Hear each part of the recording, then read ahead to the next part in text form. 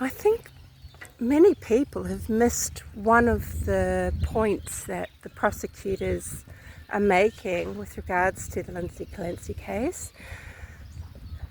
When they've brought in the witness to testify that it was actually very likely to be Patrick Clancy, who was looking at certain websites, so about the suicide of Tom T, and then when it looked at Grafton Bridge, that is their whole point. That it wasn't Lindsay looking up suicide and that sort of thing. It was just Patrick looking up the death of a musician that he admired, and that's it. They're building towards the fact that her whole premise of being really unwell, suicidal, mistreated is complete bullshit. We have to see what's going to come of next week. Hopefully they're going to bring in some very strong experts. So I think we've had the witnesses, now we'll have a week of experts, and just hammer home the case. What Lindsay was going through does not excuse murder. She killed those kids. She chose to do it. Medicine didn't do it. Depression didn't do it. Lindsay did it. It was wish fulfillment. It wasn't a command voice. She did what she wanted to do. I'm going to tell you now, when you're in psychosis and you hear a voice, you don't have to do what it says.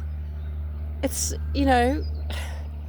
I think she's just made up a very weak story, and it's just not washing. Nothing that she has said that she is going through excuses her behaviour. It hasn't been proven that her behaviour should be excused, and I think it's just bloody ridiculous that she's got so much support. I think mamas everywhere are just feeling triggered. They seem to forget that they're ones that, no matter what they went through, they did not kill their children. So, you don't have to, do you? When you're feeling rotten.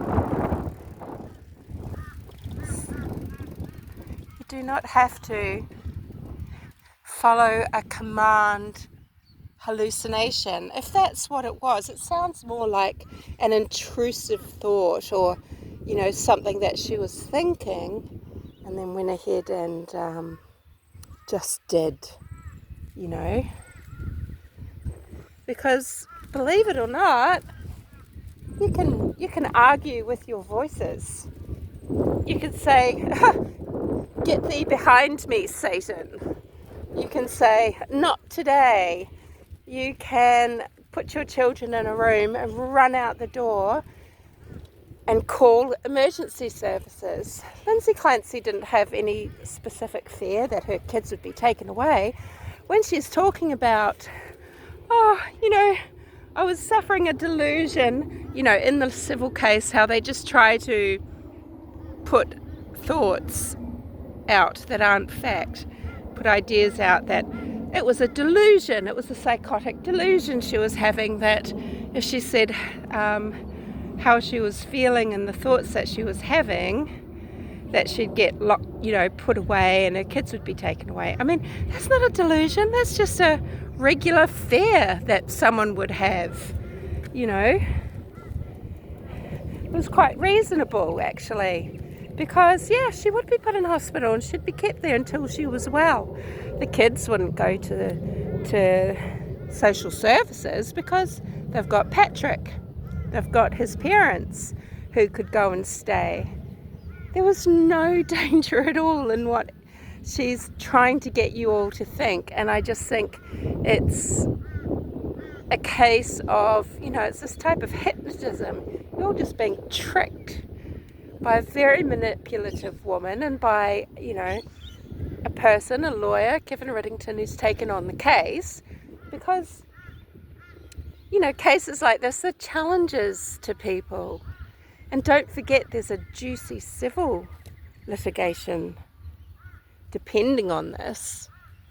I hope she loses this one. She's found guilty AF, and you know, the civil case just gets thrown out. The treating practitioners didn't kill the babies. The medicine didn't kill the babies. She hasn't really described that well, being in a situation where, hey, yeah, this is serious mental health that actually history has shown us has resulted in this sort of murder. No, it's just plain murder. Oh, I hate her so much. I just want this trial to be over, and I just want those prison doors just to slam shut on her.